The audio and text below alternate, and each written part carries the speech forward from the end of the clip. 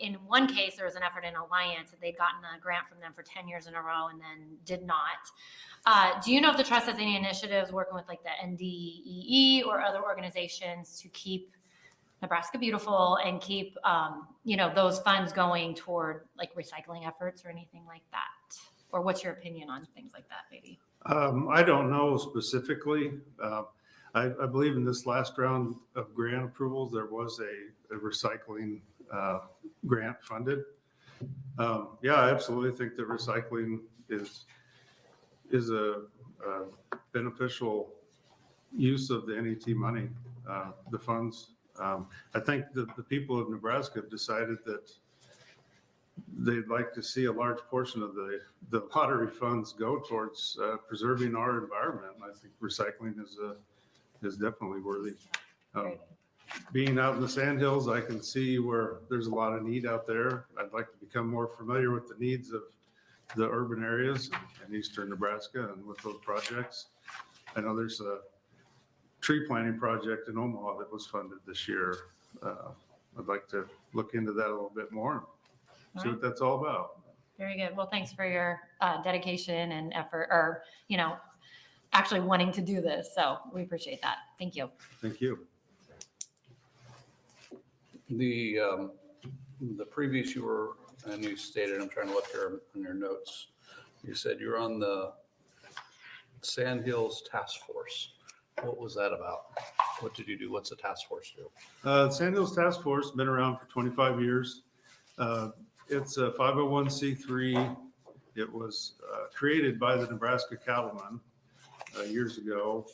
But it's a standalone organization that's made up predominantly of ranchers, but we also have board members from U.S. Fish and Wildlife, Nebraska Game and Parks, the Nature Conservancy, Ducks Unlimited, and they apply for funding such as the Environmental Trust, a lot of U.S. Fish and Wildlife funds come in, NACA grants, a lot of different sources to do projects like grazing projects, putting in fencing and water development, stream and lake restoration, and a lot of cedar tree clearing. I've been involved with that for a long time, used some of that funding personally on my own land.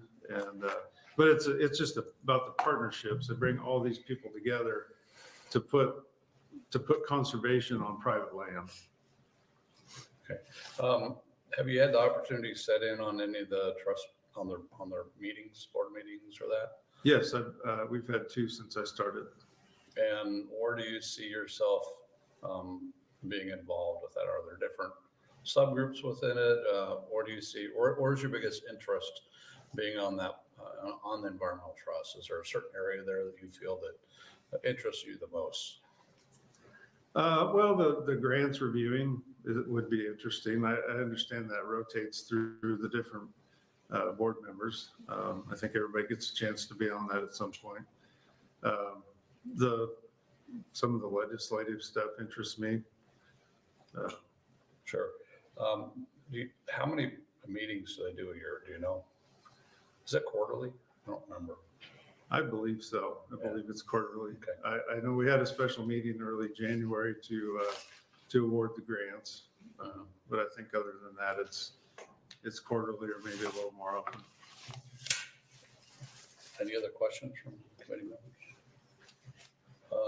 Do you see any potential conflicts from your ranching operation or anything you're doing now to being on the board or on the trust? Time-wise or? Time or? Yeah, there is a conflict. I've filed a conflict of interest being on the board of the Sandhills Task Force, who is an organization that receives environmental trust money. I mean, I've filed paperwork and we've had several votes and I either abstain or they've been nice enough to set those aside in a different motion so I can vote on the whole package and then abstain from what pertains to the Sandhills Task Force. Okay. We'll have the senators introduce themselves. Who's joined us today, Senator Slama. Thank you, Mr. Chairman. Julie Slama, District 1, Otoe, Nemaha, Johnson, Pawnee, and Richardson counties. And Senator Jacobson. Senator Mike Jacobson, District 42, your district. Lincoln, Logan, Hooker, Thomas, McPherson, and Perkins. So this is our first, for committee members to join us, is our first appointment, Mr. Hansen. He's introduced himself. We asked him a few questions. Do you have any questions for him? Just thank you for being willing to serve, Mr. Hansen. Yeah, I don't know if it's a duty or an honor, but it's somewhat in my genes, I believe, to try and feel like I need to step up and do my part. Being from Western Nebraska, it's hard to get people to drive down here on a regular basis and be part of the system, but for the process. Yeah, but I'm proud to be nominated to do it. Sir Jacobson. Well, I would just second those comments. I appreciate you being willing to do it, and it certainly is in your genes. Your dad, Tom, was down here in the legislature and had my seat back all that many years ago, and as I recall, was the revenue committee or was the appropriations committee chair while he was here. So tell your dad hi, and thank you for his service, and thank you for what you're going to embark upon. Thank you. Any other questions? Seeing none, thank you for your willingness to serve us, and thank you for being in here today. Thank you. The seat isn't as warm as what they said it was. But it's low. Anyone would like to testify in support of the gubernatorial appointment of Mr. Eric Hansen to the Nebraska Environmental Trust Board, please step forward. Any supporters, please?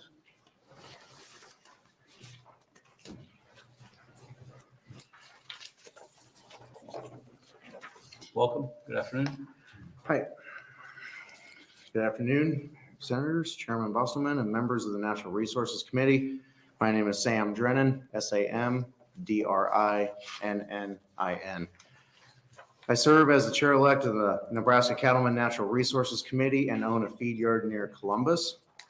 I am here on behalf of Nebraska Cattlemen to support the appointment of my colleague Eric Hansen to the Nebraska Environmental Trust. I've been proud to serve alongside Eric Hansen on the Nebraska Cattlemen Board of Directors and enjoy watching him chair the Nebraska Cattlemen Natural Resources Committee. Whether it's tackling invasive cedar tree issues or promoting rotational grazing, Eric Hansen believes environmental stewardship is not just a buzzword you throw out around in a board meeting, but a way of life. If you ask Eric why he believes conservation is crucial to the agriculture industry, he will tell you that's what's good for the cattle is good for the wildlife, soil, and air. What's good for the cattle is good for everybody. As a fellow cattleman, I know our love for our land and animals bleeds into everything else we do in our life. In addition to a strongly held belief in protecting the future of Nebraska's environment and desire to serve, Eric also has decades of experience to offer. As a lifelong rancher and a member of the Sand Hills Task Force for over 20 years, there is no one who wants to achieve Nebraska's environmental stewardship more than Eric. Eric is a proven leader who will undoubtedly be a great asset to the Environmental Trust. For these reasons, the members of Nebraska Cattlemen urge you to confirm Mr. Eric Hansen. Thank you, and I would be happy to answer questions that you may have. Thank you, Mr. Drennan. Are there any questions from committee? Seeing none, thank you for your testimony. Thank you. Is there anyone else who would like to testify in support of the gubernatorial appointment of Mr. Hansen? Seeing none, anyone like to testify in opposition? Seeing none, anyone like to testify in a neutral capacity? Seeing none, that will close our hearing of the gubernatorial appointment of Mr. Eric Hansen to the Nebraska Environmental Trust Board. We'll move to the next gubernatorial appointment, which is Mr. Theodore Vasko. Is it Nebraska Environmental Trust Board? Please come up. Ted?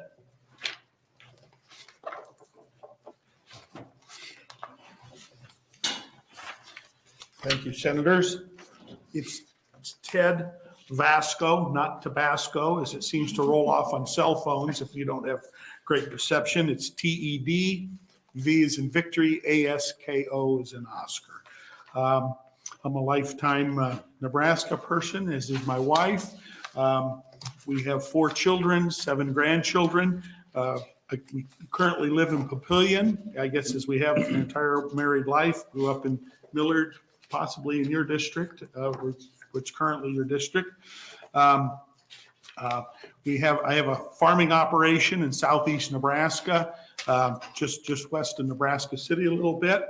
We farm about 1,400 acres. I also own some real estate companies. I guess I'm open for questions. Sure. Thank you for your introduction. Other questions from committee members? Senator Slama. Thank you, Mr. Chairman, and welcome, Mr. Vasko. It's good to have one of my neighbors here for confirmation. Thank you. Can you tell us a little bit about why you'd like to serve on the Environmental Trust Board and what's driving you to serve? So I'm kind of a conservation-minded person. Our farming operation is very conservation-minded. Windbreaks, filter strips. We do a lot of things our neighbors don't. Sometimes at a sacrifice to profits, but I believe strongly in kind of doing the right thing. I've got I personally think that there's a lot that can be done with less fertilizer and still increase yields. I'm big on using manures as kind of a recycling type of operation for our farming. But I've had a long passion for that sort of thing. So yeah. Fantastic. Thank you. Other questions from committee? Senator Hughes. Thank you, Chairman. Thank you for coming in. You probably heard my question with the other gentleman. Yes. So a lot, especially rural Nebraska, has seen recycling efforts propped up from Nebraska Environmental Trust and then disappears quickly when that funding goes away. Do you have any thoughts on recycling programs? Or I know you're new to this too, but just kind of your thoughts and how that fits with Nebraska. I do. I believe government's role in anything via grants or via tax, different tax structures, is to get something started, but start something that can take off on its own, can run on its own after it gets going. There's a long history of different businesses that probably wouldn't be here today if it wasn't for maybe some tax benefit or something up front that gets them started. But I don't think to have it as a permanently looking to the government for funding in most cases, not all, but in most cases is probably not healthy for anybody. And it's a fair statement, but just from our research with recycling, the market has gone. It used to be that China would take a lot of our recycled goods. And so now we're kind of in this conundrum, if you will, that what do you do with that material? The best thing would be to create a market for it, right? And then it could be on its own. So you just wonder how much can you prop up and what's the worthwhile down the road with our environment, and not having it go into the ditches or water or all that. But Absolutely. It's a challenge.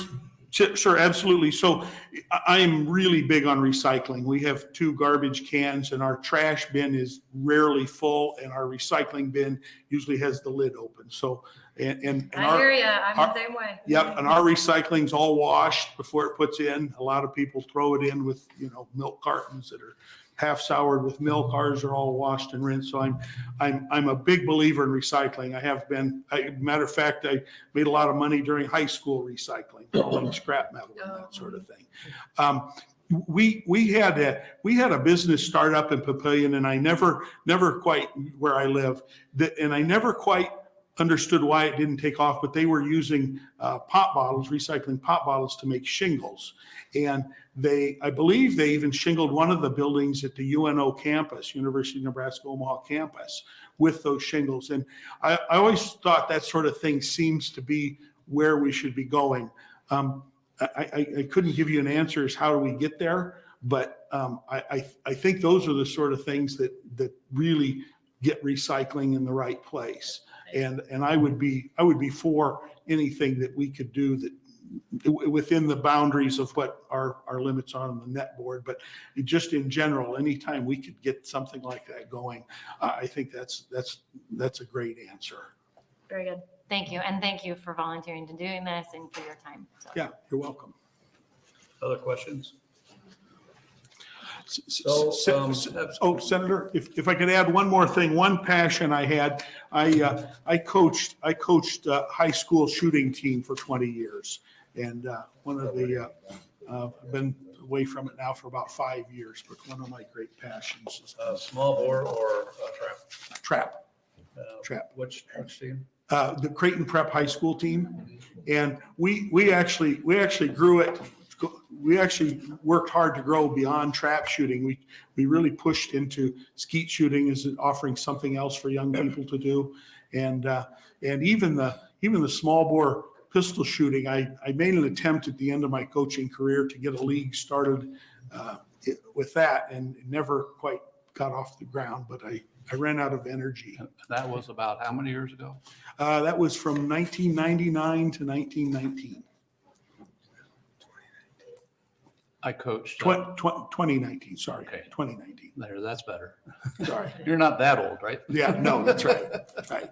So we probably competed because I coached at Oak Creek Trap. You did? Yeah. Oh, Oak my Creek goodness. 4-H, Oak Creek 4-H. Yeah, oh, Trap. you guys had a tremendous So reputation we, down there. we, Yeah, I coached them about that same Yeah. time period. So yeah. Well, we were always fortunate. You were in the 4-H class, so we did not compete head to head with you at the We state. kind of championship. shared some titles through those. That's right, we did. Exactly. Yeah. Exactly.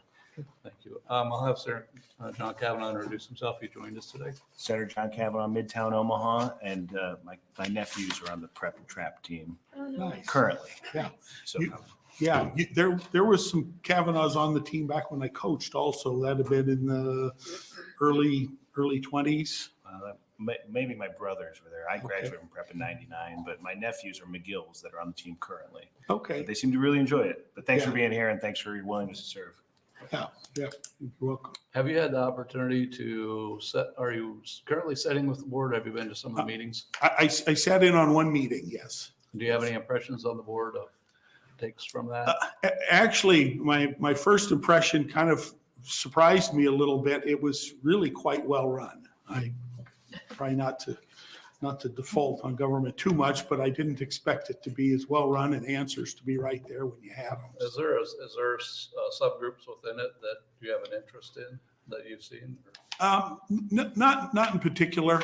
I think everyone there is the previous candidate had said, I mean, everyone has to be on the committee for the grant committee at some point in time. But, yeah. Are there any other questions from committee members? One more. Senator Hughes? How many is on the board? I don't know that I could tell you that. And how long- There's okay. a dozen-ish How long do you serve?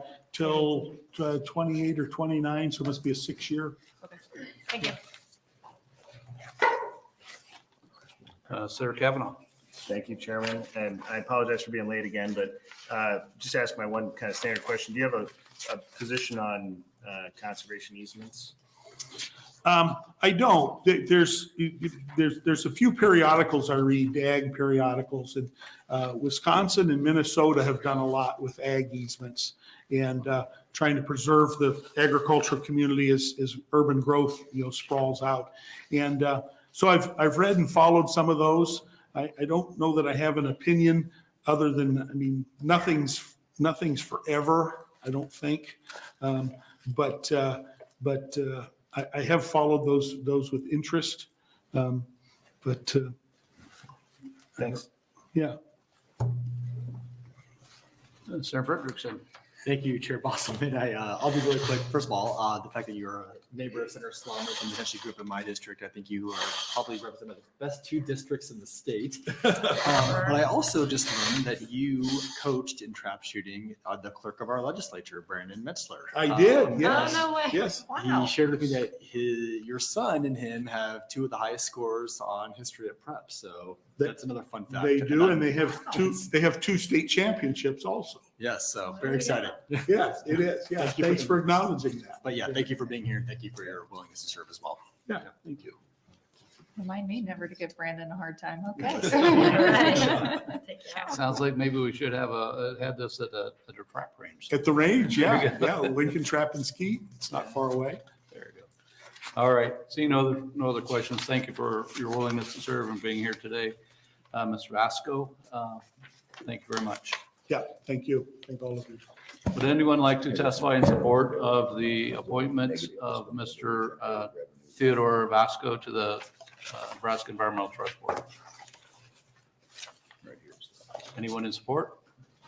Anyone like to testify in opposition to the appointment to the Nebraska Environmental Trust Board? Seeing none, anyone like to testify in the neutral capacity? Seeing none, that will close our hearing on the gubernatorial appointment of Mr. Theodore Vasko to the Environmental Trust Board. Thank you both for coming in today. Next, we'll have introduction of 826 by Senator Belay.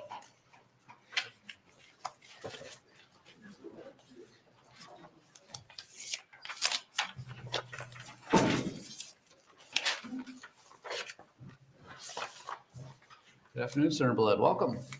Thank you, Chair.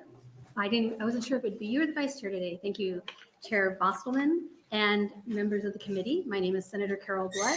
That is spelled C-A-R-O-L, B as in boy, L-O-O-D as in dog. And I represent District 3, which is the western half of Bellevue in eastern Papillion, Nebraska. I appreciate the opportunity to bring forward LB 826, also known as a reduced game and park passes for veterans and active duty military members. So this legislation will allow veterans and active duty military, regardless of state, residency to access outdoors Nebraska. Changing the annual state park pass to $5 is the least we can do for those who have served or are serving. Changes also apply to veterans and active military service members, regardless of residence, to obtain an annual pass for $5 for combination fishing, fur harvesting, hunting permit, habitat stamp, aquatic habitat stamp, and Nebraska migratory waterfowl stamp. This legislation requires a veteran to present their motor vehicle license, state identification card, or the individual's DD Form 214 that indicates their veteran status. An active service member will present their military ID card or their DD Form 214 as well. You shouldn't have to be a resident of Nebraska to be able to partake in Nebraska's outdoor sports. The outdoors can also be a vital outlet for treatment for those veterans and service members suffering from PTSD, anxiety, or depression. You know, I've been introducing legislation to benefit active military veterans and their families since my first year here. And this is another opportunity to further support this community. Nature-based therapy is gaining in popularity as a form of treatment for veterans suffering from depression, anxiety, and PTSD. Around 11% to 20% of veterans experience forms of PTSD in any given year, and many do not receive treatment due to skepticism towards a generic clinical therapy and the general stigma that surrounds going to a typical therapy setting. Outdoor activities and exercises in a natural setting, such as a state or recreational park, removes the stigma while providing therapeutic treatment. We can encourage these same individuals to come and enjoy the Nebraska we all love with a small tweak in our fees. This legislation is a very simple step to provide support for our veterans and active duty military. This is a small fiscal cost compared to the positive outcomes our military members will gain from accessible outdoor recreation and the therapeutic benefits that come with it. Looking at the big picture, you'll note our hotels, restaurants, sporting goods stores, bait shops, and others benefit from increasing this type of traffic to Nebraska.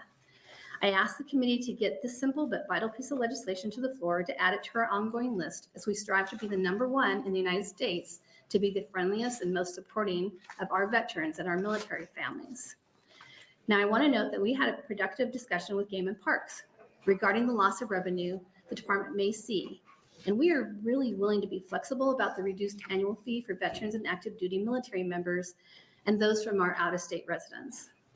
Games and Parks also made us aware of a possible loophole in the language where a qualifying veteran or active duty military individual could purchase multiple permits, which I also want to prevent. But here's the good news.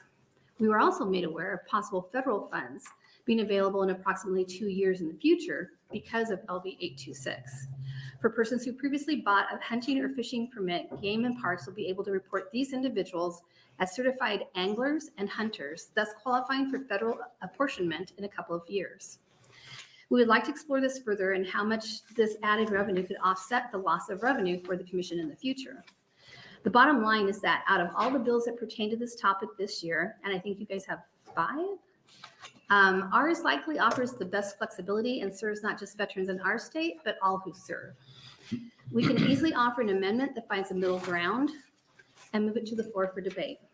I appreciate your time today, and I'm happy to answer any questions you may have, but I do know that there's also Game and Parks people behind me that can probably answer the more technical issues in reference to fees. Other questions? Senator Frederickson.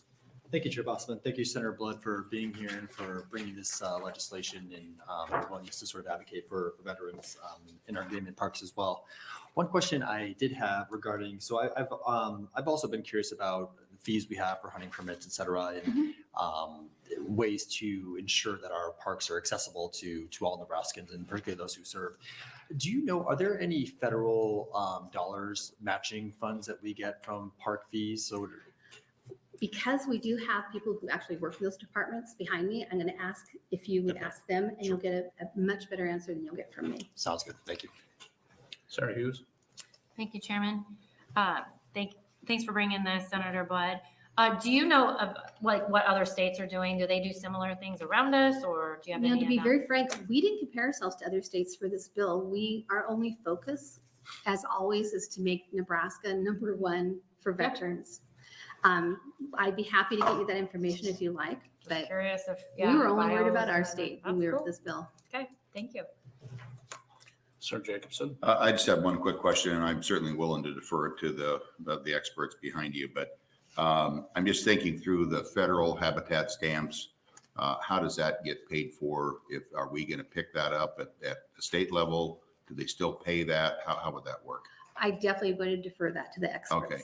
And one other quick question, I guess, along with that is, there will also be those who bought a lifetime permit, Mm. and I assume they've already paid, so they continue to be Yeah, free. I would assume so, based on past legislation that I've seen that have done things like this. It might require an amendment to make that very clear in the legislation, which we're going to be amending this regardless. Well, again, I thank you for bringing the bill. I think anything we can do for veterans, and particularly from a therapy standpoint, I think it's a good bill, so thank you.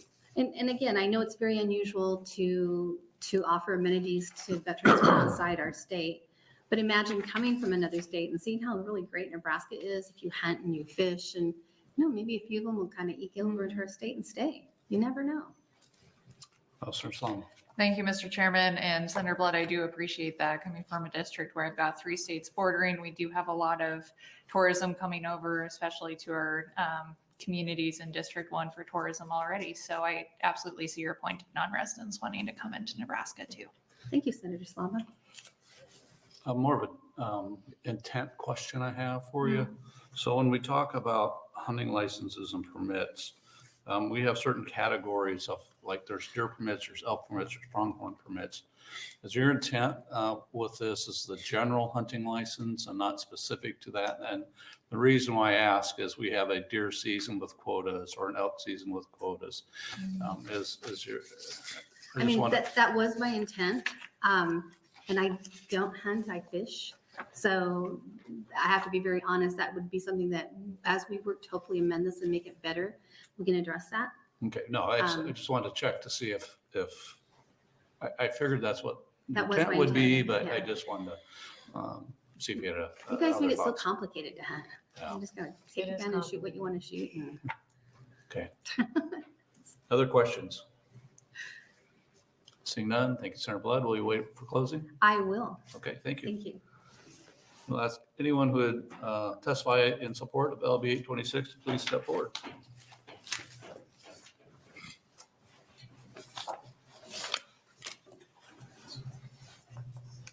Good Good afternoon. afternoon, Senator Bosselman and the committee.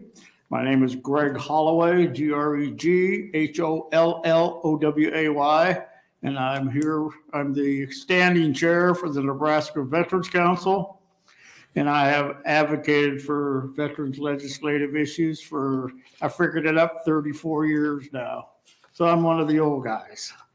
So, old guys. So Senator Blood and I have discussed this bill, and we discussed it on the floor of the Nebraska Veterans Council at our regular meeting, and we decided, yes, we will support this issue. And I don't have a lot to say about it. I know it breaks your heart. I'm up here talking for an hour. But if you have any questions about it, I sure will answer. But Nebraska Veterans Council, which is made up of 8 veterans organizations and the County Veteran Service Officers Association, we support it. We're okay with it. And our job is to see that the lives of veterans and their dependents are made better. And this is something that will help it make it a little bit better. So short and sweet. Any questions? Thank you, Mr. Holloway. Are there any questions? I just want to say thank you for not only for your service with the Veterans Council, but your service as a Vietnam veteran. You got overlooked for far too many years. And so thank you again for your service. You're more than welcome. I thank you. We had spoke before the hearings today, before we got started, that you may have a couple suggestions with that. Perhaps you could get those to me at some point in time, or to Senator Blood herself if they haven't talked. You have, okay. We've talked about it. Okay. Yeah, we discussed it and yeah, Okay. I think everything will work out fine. Okay. Senator Hughes. Thank you, Chairman. I don't really have a question, but I just want everybody to know that Mr. Holloway is from District 24, the best district in the state of Nebraska.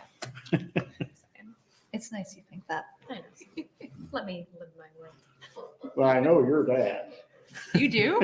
Well, yeah. Oh Yeah, my I'm gosh. from B. Well, there we What does that have go. to do with your dad? Yeah, My dad's from there too. Be Nebraska. yeah. Yes, So- really? No. All right. There it goes. We lost control already. It's over now. It's all down home day. Perfect. All right. Other questions, committee members? Any questions? No, thank you, Mr. Holloway. Appreciate you Thank being you. here today. You bet. You guys have a good afternoon. Thank you. Any other supporters for LB 826, please come forward.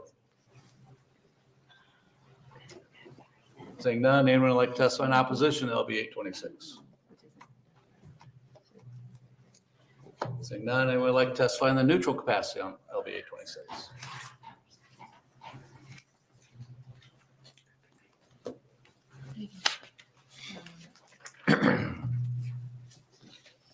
Good afternoon, Director McCoy. Good afternoon, Chairman Bosselman, members of the committee. My name is Timothy McCoy, Timothy, MCCOY. I'm the Director of the Nebraska Game and Parks Commission at our headquarters office in Lincoln, 2200 North 33rd Street, Lincoln, Nebraska, 68503. The Game and Parks Commission in the state of Nebraska recognizes and values the contributions and sacrifices of our veterans and military. And we do already have some veteran and military permits that you're probably aware of, but I may just highlight those.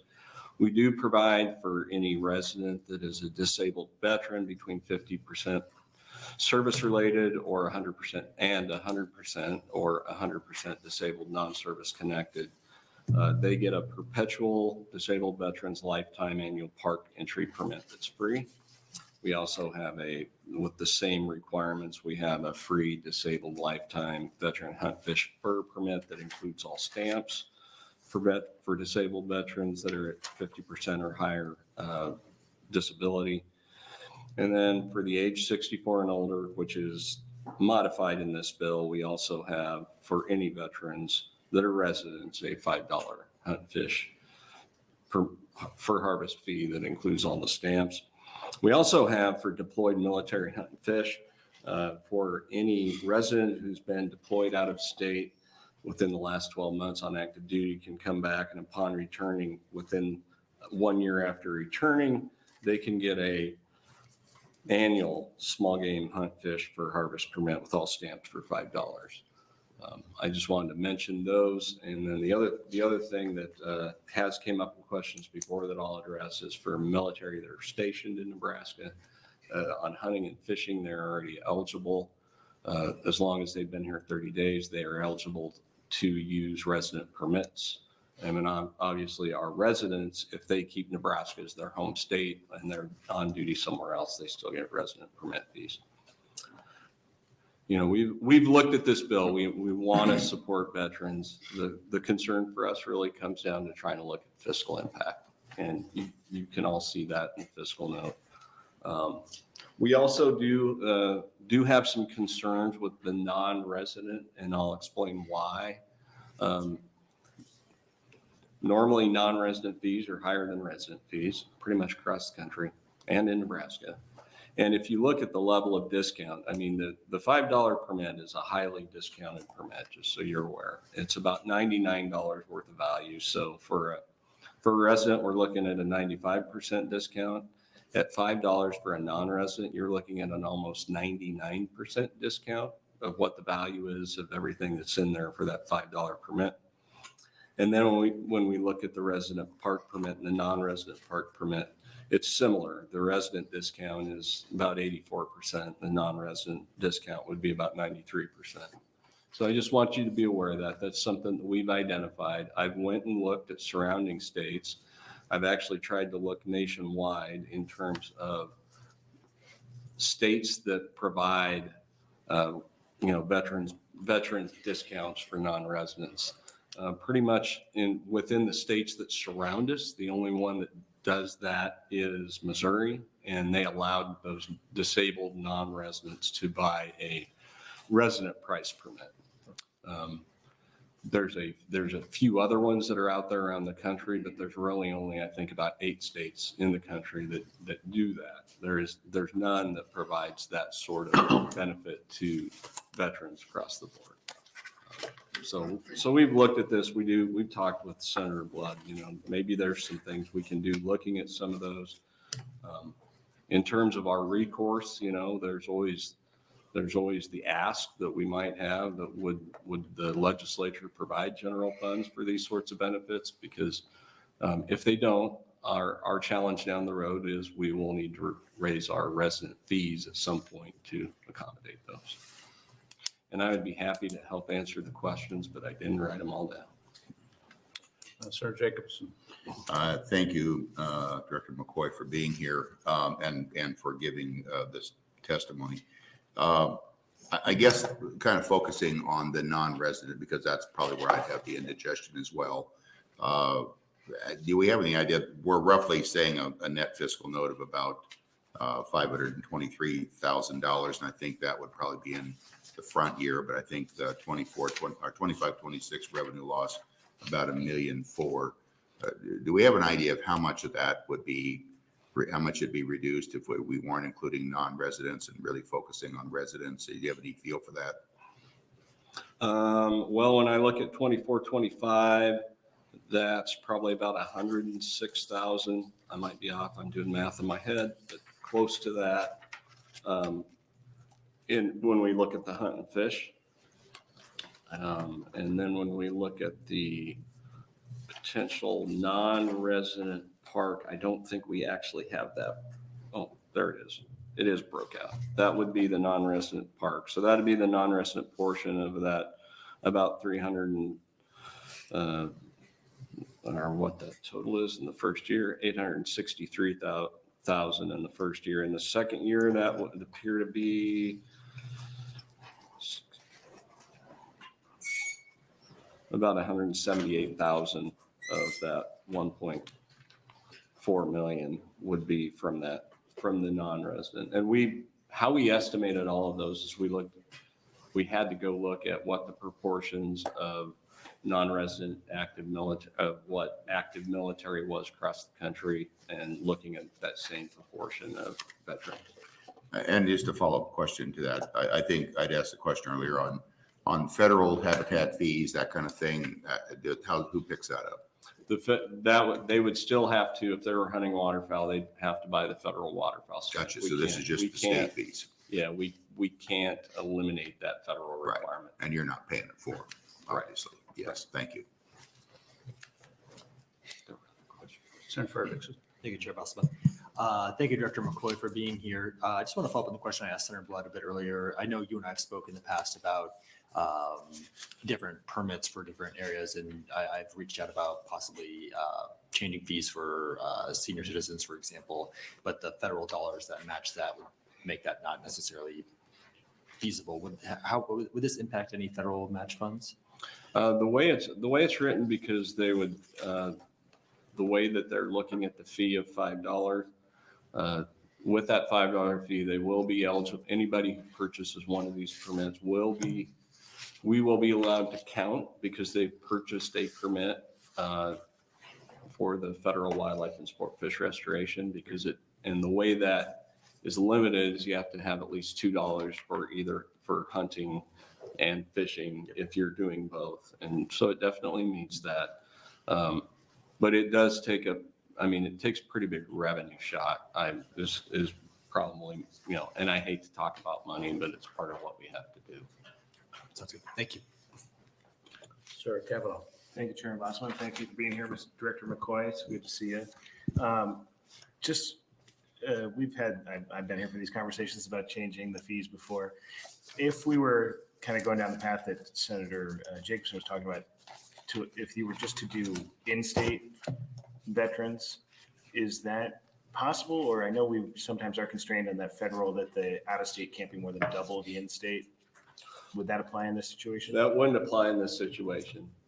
Actually, in terms of looking around the country, there's very few that do provide any reductions in their license fees for non-residents, for non-resident veterans. There's a few that do it for non-residents that are disabled. And you and Senator Frederickson were talking a little bit, you were kind of, I think, explaining this extra other part of the fiscal note about where we can bring in some more money in the future. Is that what you were talking about, is by getting more people to buy licenses, even though it's at a lower rate? There's the potential if you get more, if we got more veterans and military that were buying licenses in Nebraska, or that were ones that only bought a fishing permit or a hunting permit previously, and they were buying this combination license, which they'd probably buy because it's much cheaper than buying either one of the other ones. We can count those as certified anglers or certified hunters when we do our certification for wildlife and sport fish restoration. And that is the excise taxes that come on hunting and fishing, or hunting equipment and ammunition and guns on the hunting side, and then from fishing equipment on the fishing side. Those excise taxes are granted back to the states based on a formula, based on size of state, population. There's a couple of other things in there that I don't remember, but the one thing that changes from year to year is our number of certified hunters. So the more people we have that are buying permits, that are hunting and angling, we become eligible for more dollars. So, I mean, if I'm reading it wrong here, it is out years, but it's 2027, 28 would be 722,000 is your estimated increase that we would take in. That's estimated based on the current amount of dollars that we got the last year for those that were certified hunters and fishermen. And the reason there's a delay is the certification data that's used by the Fish and Wildlife Service is 3 years behind. So anything that changes now, you wouldn't see that there's a lag effect there. Right. Those grants, I guess the other thing I would clarify, are not just grants that we can use to offset, cash. It's a grant. You have to obligate it by project on eligible activities. Some of our work is eligible that we do, even with some of our like wildlife management operations, our fishing operations, our hatcheries, we can get up to 75% of that back. We have a lot of work that we do, like law enforcement, that is not eligible for wildlife and sport fish restoration. Obviously, our normal budget work that we do is not eligible. And then communications and outreach is not eligible on anything that involves selling a permit. So it provides some potential increase in parts of our agency budget, but not all the way across it. And it may not. We will still probably run into a cash issue because those are reimbursable grants. Okay, and I just had one other question. This 863,000 and 1.4 million, what percentage of your total budget does that represent? I guess how big of a hit are we talking about here? In terms of this would be currently with our current if you look at just our current operating budget, that increase would be a little bit less than 1% in that first year. And I think in the second year would probably be a little over 1% of our budget, total budget that we have. Thank you. Let Senator Brandt join us. Let him introduce himself to. Senator Tom Brandt, District 32, Fillmore Thayer, Jefferson, Saline, and southwestern Lancaster counties. Thank you, Senator Brandt. To follow on, when the numbers that you're using in the fiscal note, is this based on active duty veterans only? Or did you also consider in your fiscal note guard and reserve? We did not include in our fiscal guard. They can qualify if they've been active duty, but there's never been provisions that, you're talking National Guard members that are just. So our guard members can go on active duty. It's on the Yes. title they do at deployments and stuff. So there are times they can go on active, or they are on active duty Yes. most times.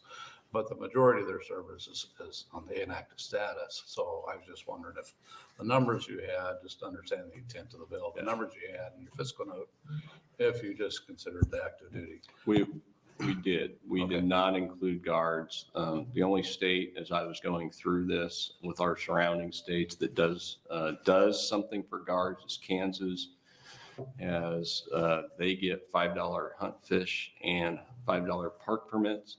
And the Kansas legislature directly funds that piece of their budget. I think you and Senator Kavanaugh are talking about this.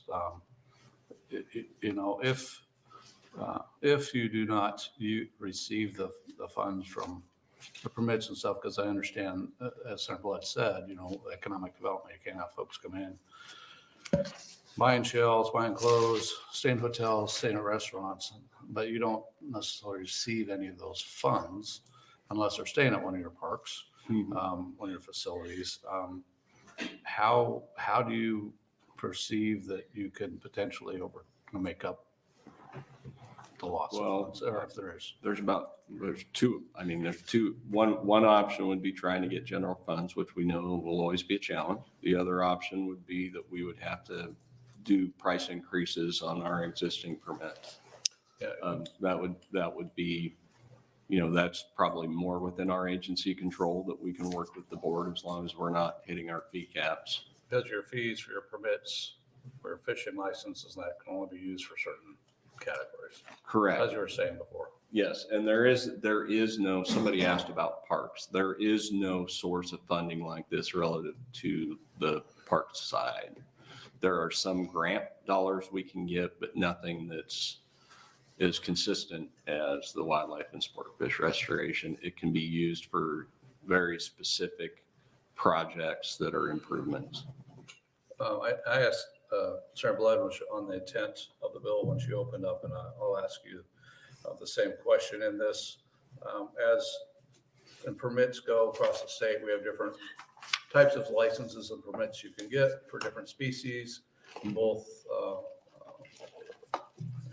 waterfowl and upland birds and deer, elk, antelope, those type of things.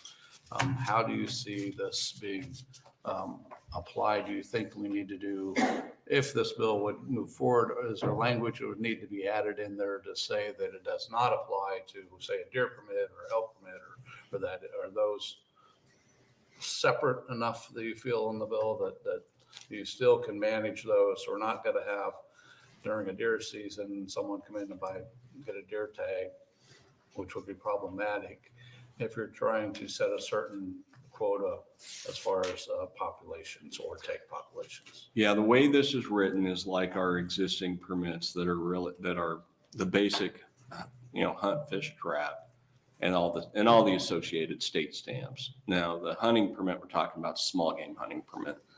So that allows you to hunt small game and waterfowl.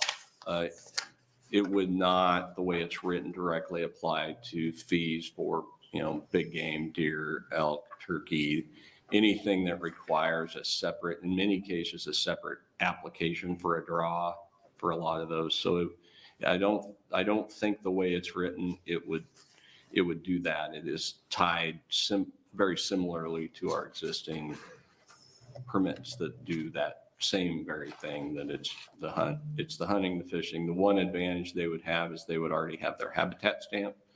So they could still apply or get a deer permit or an elk permit, or, well, not for non-residents, but if they were resident, they could get an elk permit, and they would still have to pay that permit fee, but they wouldn't have to buy the habitat stamp. So as a resident or non-resident deer or turkey, either one says sick turkey permit, this wouldn't apply to that non-resident tag for the cost for that turkey permit. Correct. They would still have to buy. It's And that's just the way- it's our general permit, general hunting permit. Yeah, and that is the same way it is in all the surrounding states and pretty much everywhere around the country. And I think part of it is, we know some of those permits are going to be limited, so you don't really want to. Well, they're limited, and obviously there's quotas, there's game management portion of, there's some things you need to do, and you're not going to be able to, you have to maintain control over that, if you will. So, yeah, I mean, that makes sense. So, yeah. Sir Frederickson. Thank you, Councilman. I'll be quick with this. I know I asked you a bit earlier about federal matching funds. If I remember correctly, Senator Blood mentioned in her opening, there's some maybe potential future federal funds. Can you speak more to that, or what? That's based on if we had, especially new people coming in or folks that were already buying a permit, but they only bought a fishing permit or a hunting permit. If they bought this combined permit, then they could be counted both as a fisher and a hunter. And then the other thing, given the cost, we would expect, given this is a very reasonably priced permit, it's $99 worth of value for a resident. It's I've got the numbers for non-residents way higher on those. We will see we think that a lot of those will sell. So we will gain something there. The challenge is there will be some probably holes, and on parks cash, there's no federal aid source to backfill that. So Thank you. that's a concern. Any other questions from committee members? Seeing none, thank you for your testimony. Thank you. Anyone else like to testify in neutral capacity on LB 826? Seeing none, Senator Blood, you're welcome to close.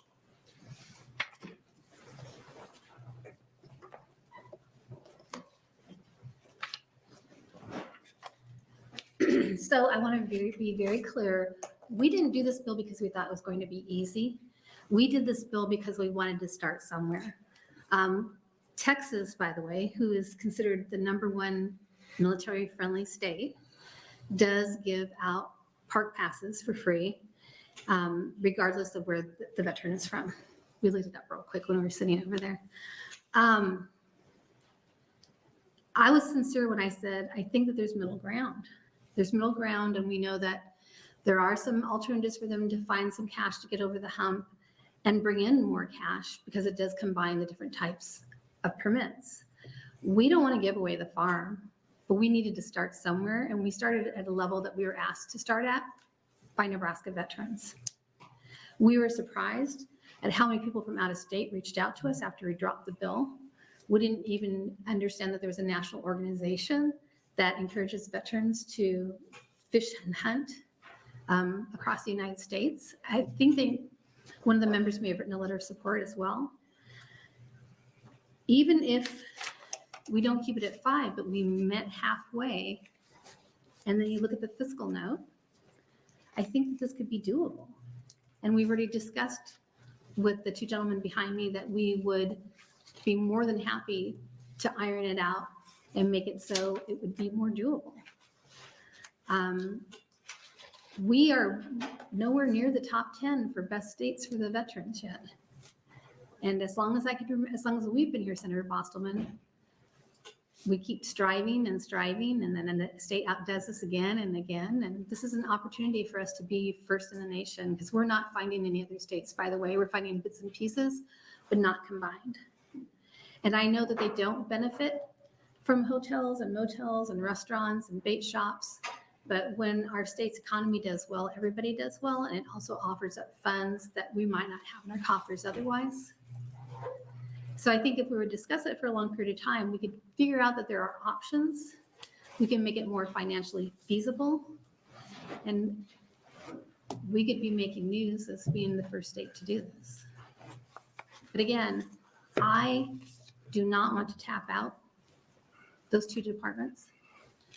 But based on the conversation we had yesterday, it was my understanding that they'd be willing to meet with us and see if we can find still a discounted price, but a price that would make it so it wouldn't be hard on them, and that they could maybe manage. And I'm hoping you give us that opportunity to bring forward an amendment and maybe we can try and get this to the floor. Okay, thank you. Are there questions from committee members? Senator Brandt? Thank you, Chairman Bosselman. Thank you, Senator Blood, for bringing this, and forgive me, I had to introduce a bill somewhere, and I'm coming to the party here sort of late. Point of clarification, this is for out-of-state veterans also, It is. but this does cover active duty veterans in state, Yes. not out of state. No. Well, yes, all veterans. Oh, so All it would veterans. cover the entire military then? Yes. All right, thank you. Other questions? Seeing none, thank you for bringing the bill.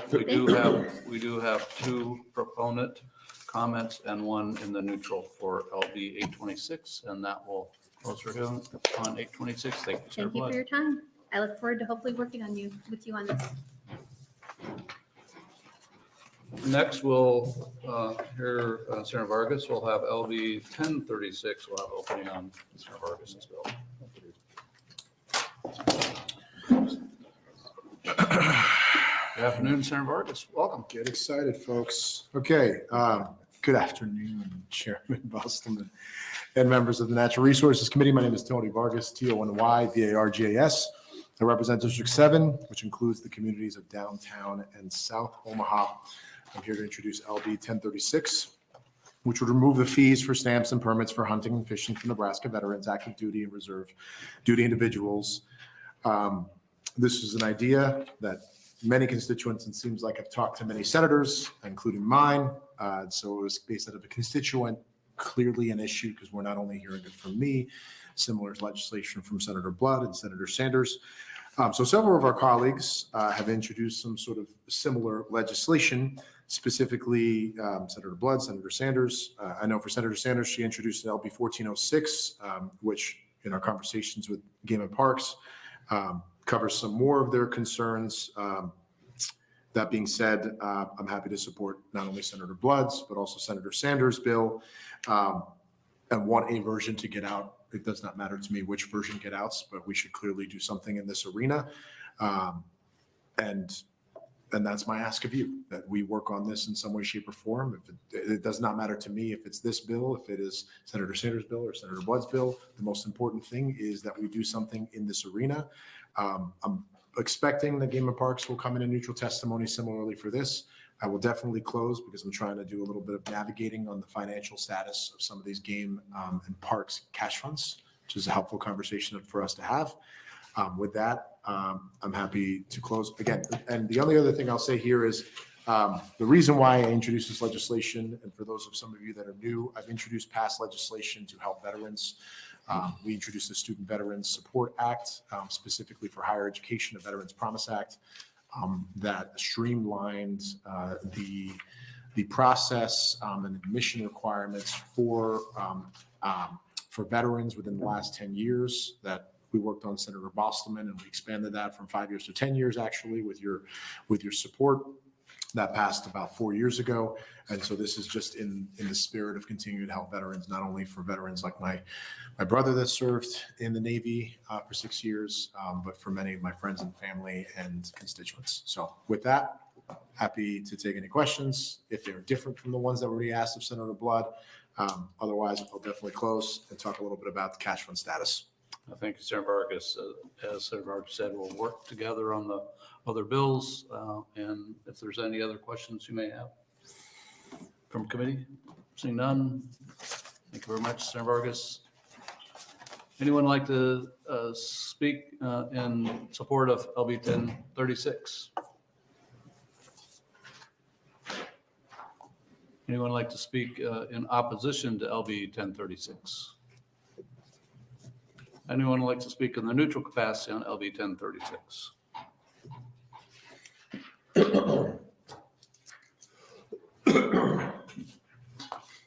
Afternoon, Director.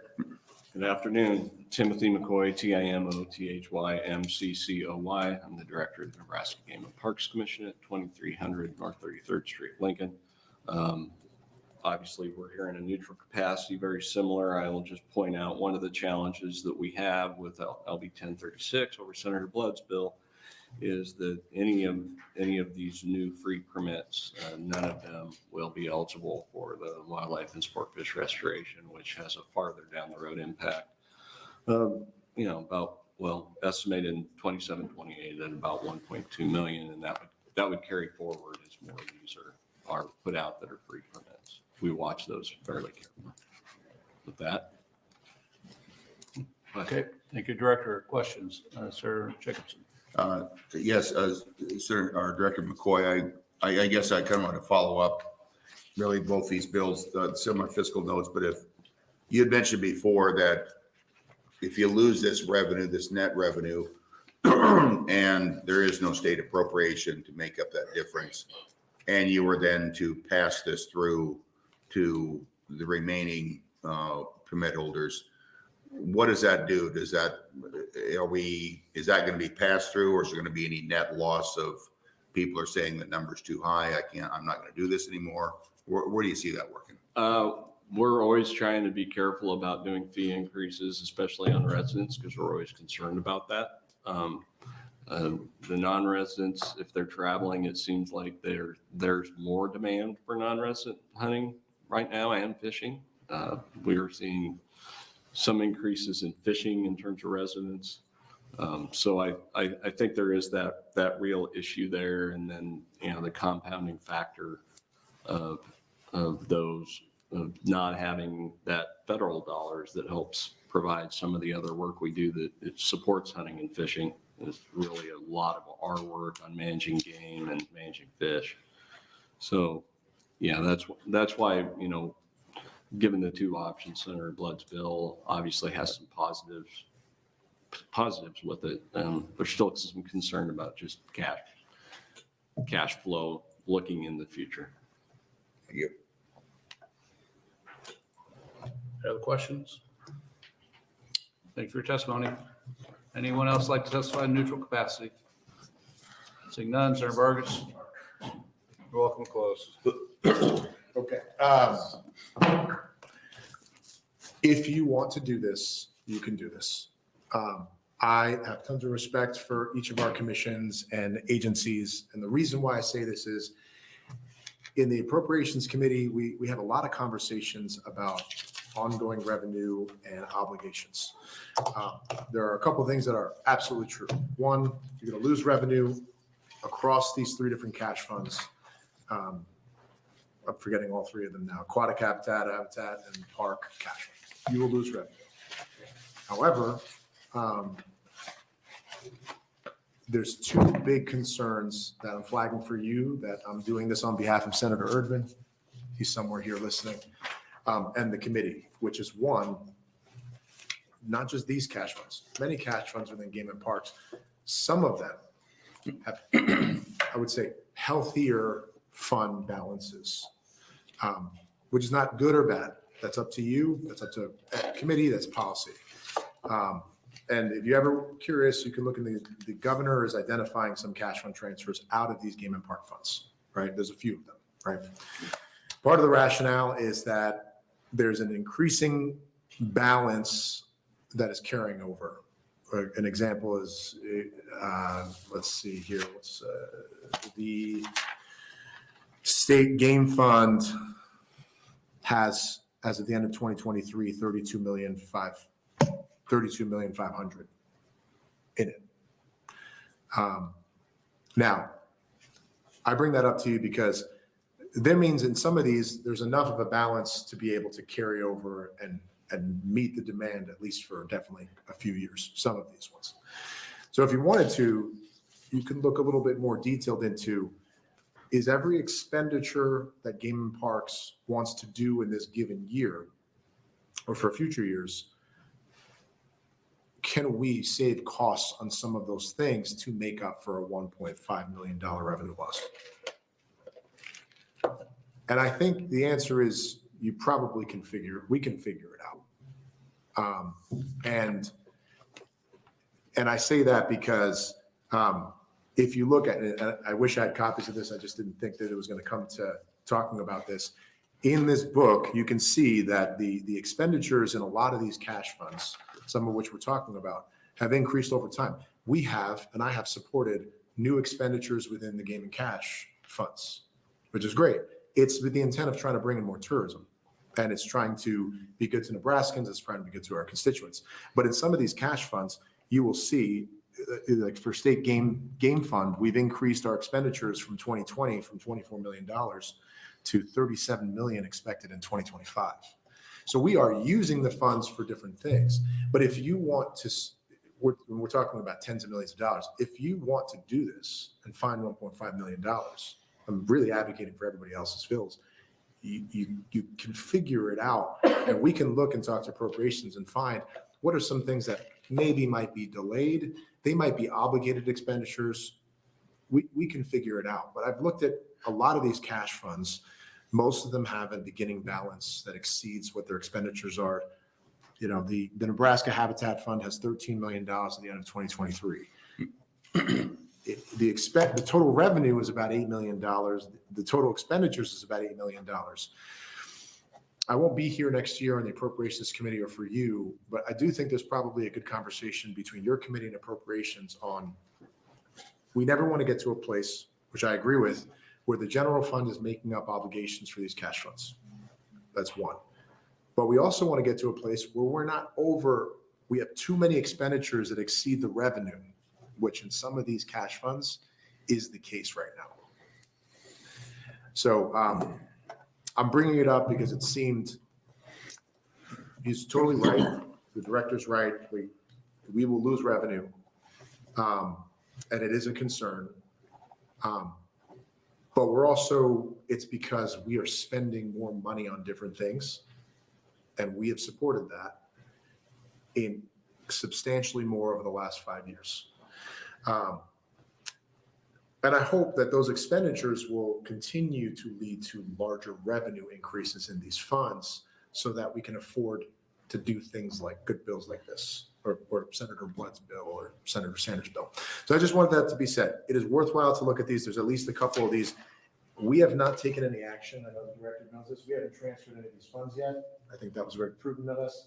This way the director gets to come in and talk about why we should or should not sweep some of these funds from Game and Parks cash funds. But I want to bring that up to you because there's big fund balances in some of these things. Some of them are obligated, some of them are not. But in the larger scheme of things, I still think the 1.5. If you want to make it so, if you want to work with appropriations and look at some expenditures, we could do it. It's just up to you all. So happy to answer any questions if there is from that.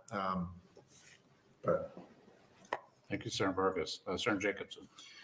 Well, I just want to make sure I understand what you're saying with this. I mean, okay, I'm a banker, and so I get this all the time when people tell me, well, there's cash here, and we can, with these other savings, we can justify this. But, you know, with these other savings, we could actually lower the costs altogether.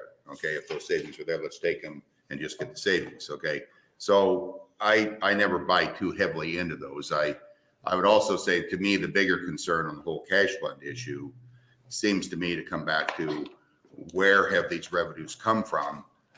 Just as we talked before, everybody's paying a fee today to get a hunting permit, park permit, so on. If those fees were cut in half, would we get more tourism? Would we get more people here? But if we did that, there would be no extra revenues there. So we're still, as I understand it, and I guess as I would see this, we're still making an expenditure. And so we're really trying to categorize which is the highest and best use. And I think most everybody on the committee here, I think, feels that we want to do something for veterans. The question is, should it be all veterans outside the state as well? Should it be $5 or should it be a 50% discount? Or where do we justify that and still be fair to others? Is that kind of the thing you're looking at, or where, how do you size that up? Yeah, I mean, I just, what I'm trying to communicate is if the bright line is like, I want to figure out how to make this happen, and are we okay with losing 1.5 million in revenue loss and also not making their life that much harder? The question I would ask is, what are all of our expenditures in these cash funds? And are they all absolutely necessary right now? Could we find $1.5 million that could be reduced? And there are tens of millions of dollars of expenditures in each of these cash funds. So the answer is yes. But I'm also flagging for you that these cash funds are right now, some of them, on the docket to be swept in the governor's proposal. So if we do sweep them, we are absolutely making it even that much more difficult that you'd be able to do things like this. And they're going to eventually rely on the Appropriations Committee and come to us and ask for general funds or introduce new increases in fees on other people to make up for it. So this is living beyond this bill. I'm sort of just flagging this for everybody on the committee too. I know you know this, Chairman, right? When we had a brief conversation about some of these things identified by the governor. It's a bigger conversation, but yes, I know that's a little broad. Just a quick follow-up. I know the Appropriations Committee is looking at that request. Is that going to come to the floor or not? Because I can tell you there's a lot of pushback on a lot of these cash funds that have been generated, particularly those that have been generated by user fees. That there are a lot of constituents upset about whether or not that should be done. In my opinion, cash funds, especially like these user fees, are designed to sustain game and parks and enable them to grow and develop. And they are doing everything they can to be good stewards of these dollars. And at the same time, taking cash funds from these entities is a very short-term solution to trying to backfill our budget. Completely agree. Right? And don't provide us with any sustainable. But I also then say, as the fiscally responsible aspect of every single one of you, myself, is we should be looking at what our expenditures are, big projects with parks, to make sure that we can sustain them. And that is a concern because there are some of these cash funds where we're spending $5 million more than what revenue is coming in. We have healthy reserves, but we are still not making enough revenue than the expenditures, and we're hoping we are. So yes, on the larger thing, there'll be a conversation. We have taken no action on the cash fund transfers and Appropriations Committee. We will have hearings on those. People will be able to come in and agree or disagree on whether or not we make those cash fund transfers in the budget, and they'll come to the floor and we'll debate them. But that's happening in appropriations over the next couple. And I know that the director will be there for that conversation on the cash fund transfers as well. So. Okay, other questions? Senator Kavanaugh. Thank you, Chairman. Thank you for being here, Senator Vargas. I just want a clarifying question for the record of the folks who aren't sitting in the room. Can you tell us what book you're referencing and what the pages are? So yeah, I'm referencing, well, first two things I'm referencing. One, I'm referencing the mid-biennium budget adjustments orange book that you should have all received, which is the governor's recommendations. And on pages 59 and 58, which cover a couple of different cash funds for Game and Parks, Nebraska Habitat Fund, the State Game Fund, and then the State Park Cash Revolving Fund. But then I'm also referencing, which you all have in your office and you should have, but it's handy to look at, is the 2023 Legislative Fiscal Office Directory, which includes all the updated Game and Parks cash funds and our expenditures, so that, to your point, you can get a sense of when we say that we're losing, it could affect 1 or 2% in the 2025, 2026 years. It matters how much we have in the balance. It matters how much we're spending out of these balances. It matters how much revenue we have coming in. And so these books are incredibly helpful. And not every senator knows that you can look at this and you have it in your office. If you don't, come and talk to me or go to LFO. They'll give it to you. thank you. Mm-hmm. I appreciate the conversation going on. I think we've talked about, or Director McCoy's talked about it too, when we talk about those cash funds you're talking about, there's some federal funding that gets tied to that, and we got to be real careful when we do that. And being fiscally responsible all the way around is a good thing to be doing. Challenge always is to make sure, I think it is to make sure we don't get kind of like the federal government, where we're zeroing out every year, because then what happens is spend. Oh, And yeah, I don't like that either. That's not, so I think we're all on the same page on that one, So, any other questions? Seeing none. Thanks, Senator Vargas. Thank you all. There were 2 proponent comments and 1 in neutral on LB 1036. That will close our hearing for today. Thank you all.